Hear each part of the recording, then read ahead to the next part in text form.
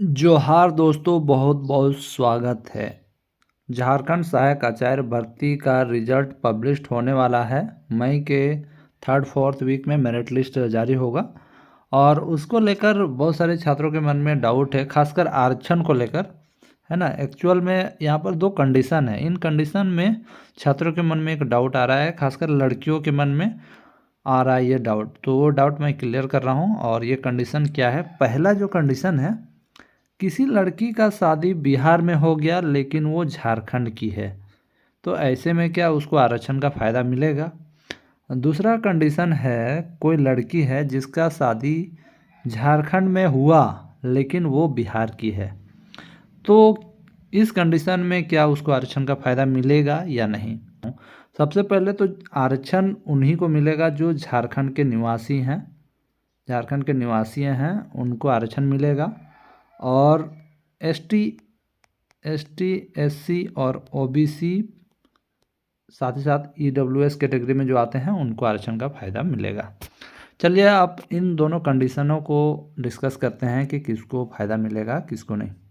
तो देखिए, पहला कंडीशन, किसी लड़की का शादी बिहार में हो गया लेकिन वो झारखंड की है।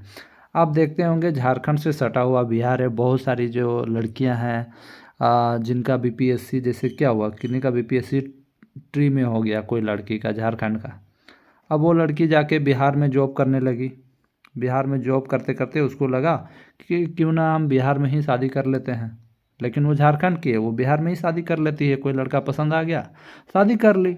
ऐसा होता है, मैंने देखा है बहुत सारी लड़कियां, मैं जिनको जानता भी हूँ, झारखंड की हैं, वो बिहार में जॉब करने गए हैं, शादी कर लिए बिहार में ही कोई लड़का पसंद करके, है ना।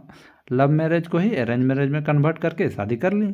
तो अब उनके मन में ये डाउट लग रहा है, उनको लग रहा है कि अब हमको झारखंड आना है।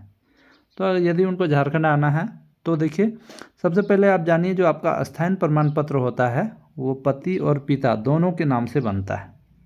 यानी आप झारखंड से आपका बिहार में भी शादी हो गया तो आपका वहाँ स्थानीय कहलाएंगे। स्थानीय आपका पति के नाम से बनेगा, ठीक है। और जो जाति प्रमाण पत्र होता है आपके पिता के नाम से ही बनेगा। ऐसा नहीं कि आप बिहार से झारखंड से बिहार चले गए तो आप आपके पति के नाम से आपका जाति बनेगा, ऐसा नहीं। आपका जो जाति प्रमाण पत्र होगा वो पिता के नाम से ही बनेगा, है ना।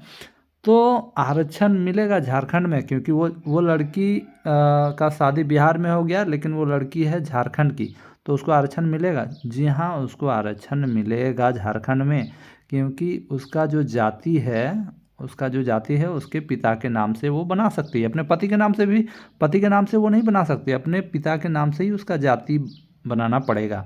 अब स्थानीय, स्थानीय में वो पति के नाम से भी बना सकती है और पिता के नाम से भी बना सकती है। तो वो स्थानीय अपने पिता के नाम से बना ले तो क्या आराम से उसको आरक्षण मिल जाएगा।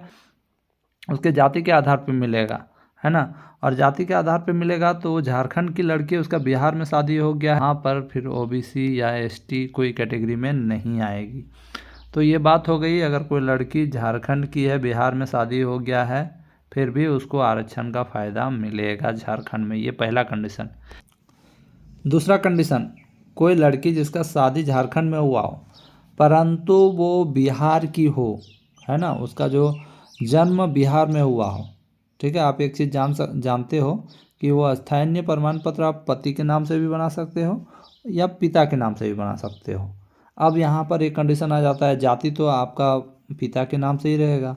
और आपके पिता कहाँ के हैं? आपके पिता हैं बिहार के, सिंपल सा बात है, आपके पिता बिहार के हैं, ठीक है। ऐसे में आप कोई भी कैटेगरी में आते हैं, एसटी, एससी या ओबीसी, ये तीनों कैटेगरी में आते हैं, फिर भी आपको झारखंड में आरक्षण नहीं मिलेगा। उसका ये रीज़न है कि आपका जो पैदाइश है वो बिहार में है और आपका जो जाति है आपके पिता के नाम से बना है। आपके पिता के नाम से बना है, आप भले ही आप एसटी, एससी कैटेगरी या ओबीसी कैटेगरी में बिहार में आते हैं, लेकिन आपको झारखंड में जनरल माना जाएगा। आपको झारखंड में फ़ायदा नहीं मिलेगा, आरक्षण का फ़ायदा आपको झारखंड में नहीं मिलेगा। सिंपल सा बात है। तो ये दो कंडीशन है दोस्तों, इन दो कंडीशन को आप समझ लीजिए, है ना। आपको समझ में आ गया होगा कि यदि आप झारखंड के हैं, शादी भले ही बिहार में हो गया है, लेकिन आपको आरक्षण मिलेगा। क्योंकि आरक्षण इसीलिए मिलेगा क्योंकि आपका जो जाति है वह आपके पिता के नाम से बनेगा, प्लस आपके जो पिता हैं वो झारखंड के हैं और आपका जन्मभूमि झारखंड है। आपके जन्म के आधार पे ही आपको आरक्षण का फ़ायदा मिलेगा। ठीक है, आपके जन्म के आधार पे ही आपको आरक्षण का फ़ायदा मिलता है। ऐसा नहीं आप यहाँ झारखंड में जन्म ले लिए और आप बिहार में जाके बोलिएगा कि हमको आरक्षण का फ़ायदा मिले, आपको बिहार में भी नहीं मिलेगा। बिहार में कोई फॉर्म भरेंगे तो आप जनरल कैटेगरी से भरिएगा।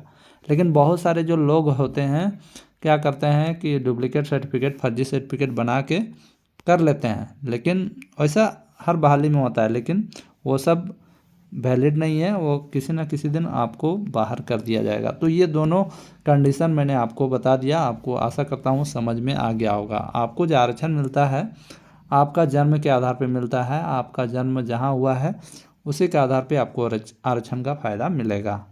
दोस्तों आशा करता हूँ आपको समझ में आ गया होगा। फिर भी डाउट है तो ज़रूर कमेंट करें। धन्यवाद।